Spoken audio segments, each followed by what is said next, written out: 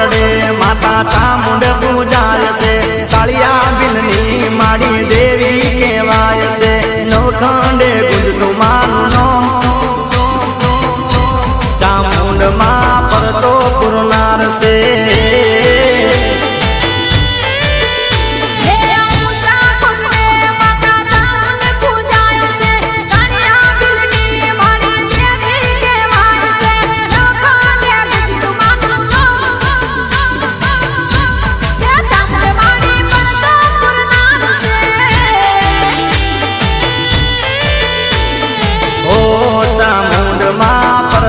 પુરનાર છે।